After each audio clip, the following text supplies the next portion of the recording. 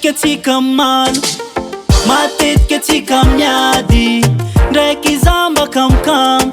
Ty vôlagna aleko tsy manambady, nefa fa karazegny edy fomban'olo aroy kofa mifankaty.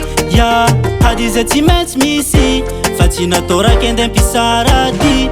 Ya mbola fizany fô igny, mbola fizany fô igny,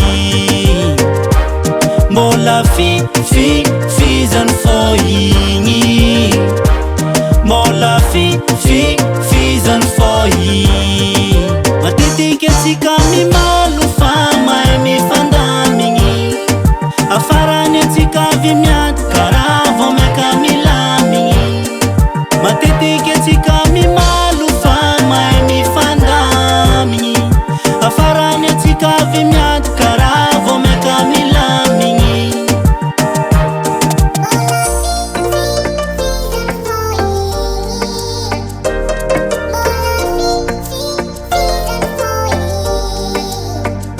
Ndraiky efa mihelika tagnana, ndraiky efa tia mely mafy anao, ndraiky misy fotoagna mihitsy iza milefa ialako feky amy tany misy anao.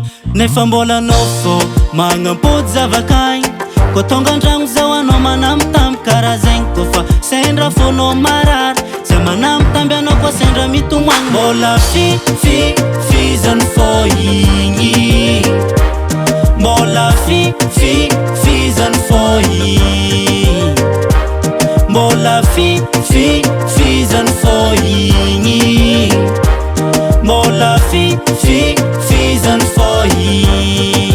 Matetika atsika mimaly fa mahay mifandamigny, afarany atsika avy miady karaha vao maika milamigny. Matetika atsika mimaly fa mahay mifandamigny, afarany atsika avy miady karaha vao maika milamigny.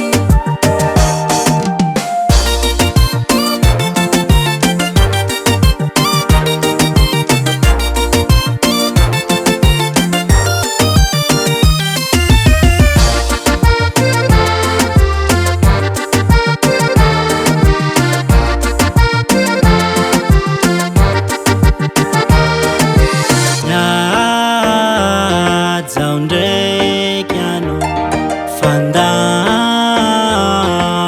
diamalo,